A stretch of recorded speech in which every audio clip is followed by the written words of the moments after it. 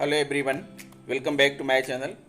दोस्तों, आप सभी जानते हैं कि बरसात का मौसम आ गया है और बरसात के मौसम में बहुत सारे ऐसे रोग फैलते हैं जिन्हें हम संचारी रोग की संज्ञा देते हैं। इंग्लिश में इन्हें कम्युनिकेबल डिसीज़ कहते हैं। दोस्तों, आप सभी जानते हैं कि 1 जुलाई से हमारे विद्यालय खुलने वाले हैं और हम सभी को एक जिम्मेदारी दी गई है कि बच्चों को संचारी रोगों से जागरूक किया जाए और इस संबंध में उनसे पेंटिंग आदि स्लोगन पेंटिंग आदि बहुत सारी चीज़ें उनसे बनवाया जाए ताकि उनके अंदर संचारी रोग से जागरूकता आ सके।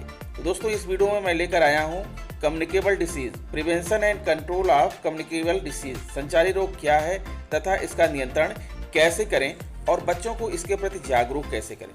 दोस्तों, आप इस वीडियो को अपने व्हाट्सएप ग्रुप में ज़रूर शेयर कीजिएगा ताकि बच्चों को सारी बातें पता चल सके।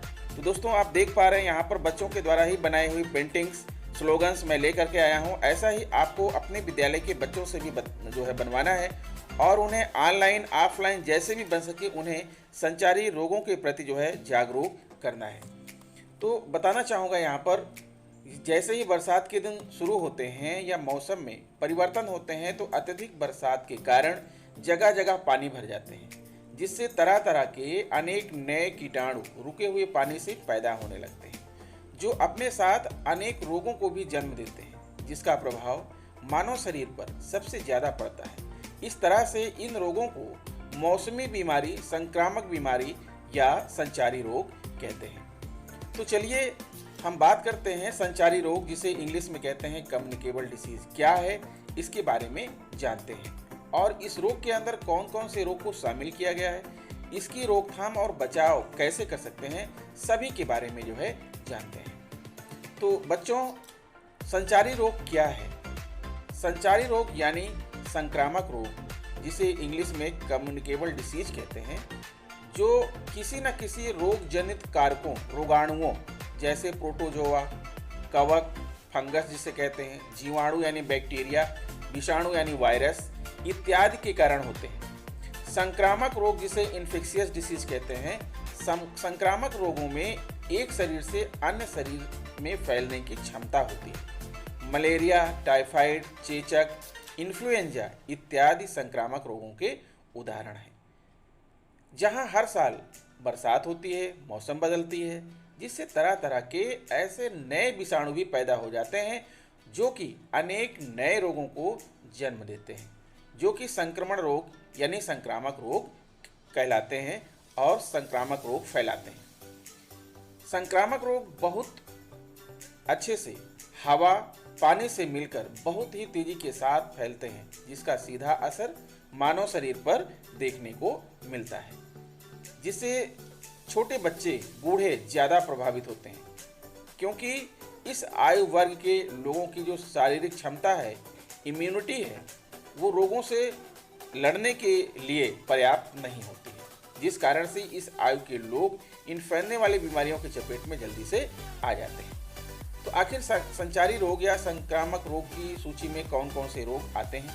जैसा कि हमने आपको ऊपर बताया कि ऐसे रोग जो हवा, गंदे पानी के माध्यम से तेजी से फैलते हुए, उन रोगों को इन सूची में शामिल किया गया है, जो इस प्रकार है। जैसे चेचक, चिकन पॉक्स, हैजा यानी कॉलरा, डेंगू ज्वर, डेंगू फीवर, सुजाक, गोनोरिया जिसे कहते हैं, इन्फ्लुएंजा, कुष्ठ रोग, मलेरिया, खसरा, मीजल्स जिसे कहते हैं, और मेनिंजाइटिस, प्लेग, उपदंश, सिफिलिस जिसे कहते हैं, टिटनस, आप जानते होंगे टिटनस भी एक प्रकार का संक्रामक रोग है। क्षय रोग जिसे ट्यूबरक्लोसिस या टीबी कहते हैं, पीत ज्वर, yellow fever, hepatitis A, hepatitis B, hepatitis C, hepatitis D, hepatitis E, यानी ये सारे के सारे संक्रामक रोग हैं, कम्युनिकेबल डिसीजेस हैं। तो संक्रामक रोग या संक्रामक रोगों के लक्षण क्या होते हैं? साइंस ऑफ कम्युनिकेबल डिसीजेस और इन्फेक्शियस डिसीजेस, इनके सिम्टम्स क्या हैं?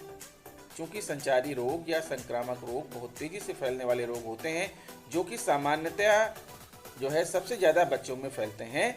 तो इन रोगों के लक्षण में दस्त, बुखार, दिमागी बुखार, ज्वर चढ़ उतर कर बुखार आना, जुकाम, अनियमित खांसी, बहुत तेज खांसी, उल्टी जैसे अनेक लक्षण होते हैं, जो कि इन बीमारियों के आगमन का पता चलता है।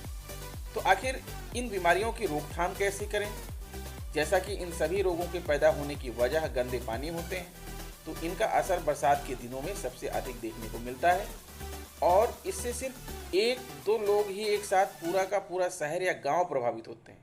तो इन रोगों की रोकथाम की जिम्मेदारी सिर्फ एक व्यक्ति की नहीं, बल्कि उस समाज के सभी लोगों और सरकारों की जिम्मेदारी होती है।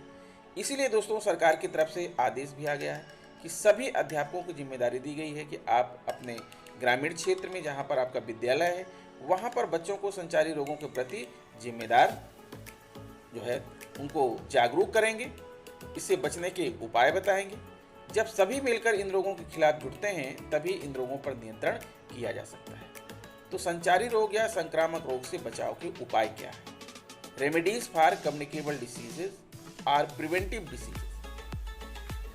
संचारी रोग के लिए सबसे ज्यादा बदलते मौसम उत्तरदायी होते हैं।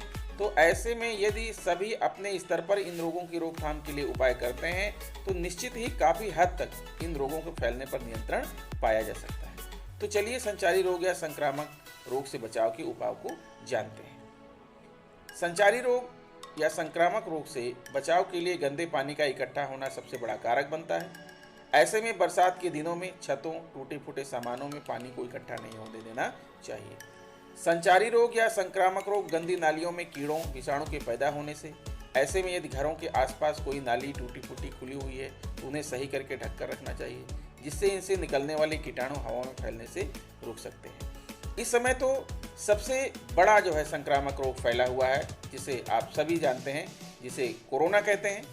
और कोरोना से बचने के लिए बहुत ज़रूरी है कि आप जो है अपने मुंह पर मास्क लगाएं, सोशल डिस्टेंसिंग बनाए रखें, हाथों को साबुन से धोते रहें, जहां तक हो सके सैनिटाइजर का जो है प्रयोग करें। यानी इस तरह से साफ सफाई बहुत ज़रूरी है इन रोगों से बचने के लिए। संचारी रोग या संक्रामक रोगों के लिए स्वच्छता भी काफ़ी अहम भूमिका निभाती है।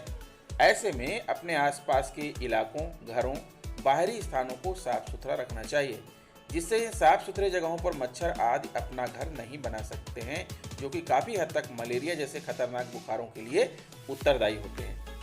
तो बच्चों, संचारी रोग या संक्रामक रोग से बचने के लिए लोगों को खुले में शौच करने से रोकना चाहिए, जो कि अनेक बीमारी के जन्म का कारण बनते हैं। संचारी रोग या संक्रामक रोग जैसे मलेरिया, फाइलेरिया, डेंगू, दिमागी या मस्तिष्क ज्वर, जो कि मच्छरों के काटने से फैलते हैं, इसलिए अशुद्ध पेयजल, जल भराव, कूड़े कचरे का इकट्ठा होने पर रोक लगानी चाहिए। संचारी रोग या संक्रामक रोग से बचने के लिए रात को सोते समय मच्छरदानी का उपयोग करना चाहिए। मच्छरों के फैलने से रोकने के लिए कीटनाशक धुएं, नीम के पत्तों के धुएं आदि को करना चाहिए, जिससे शाम को इन मच्छरों का सबसे अधिक प्रकोप होता है। तो इन धुएं के प्रभाव से ये विषैले मच्छर इन क्षेत्रों में प्रवेश नहीं करते।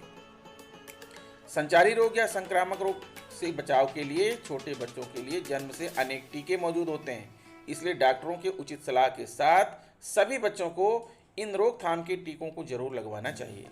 बहुत सारे संचारी रोग या संक्रामक रोग गंदे पानी के पीने से भी होते हैं, जिनमें दस्त, उल्टी आदि प्रमुख हैं। इसलिए लोगों के लिए पानी पीने का स्वच्छ जल की समुचित व्यवस्था होनी चाहिए तथा पीने के इन पानी को हमेशा ढककर रखना चाहिए। और इन रोगों के प्रभाव में कोई आ जाता है तो पानी को हमेशा उबालकर फिर ठंडा करके ही पीना चाहिए।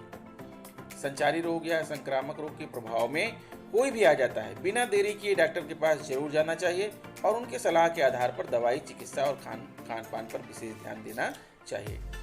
तो ऐसे में जहां मानव विकास की नए नए रास्ते तय करते जा रहे हैं, तो आए दिन ऐसे तमाम नए रोगों का सामना भी करना पड़ रहा है। तो ऐसे में इन सभी रोगों के लिए सबसे पहले सावधानी ही सबसे अच्छा उपाय है।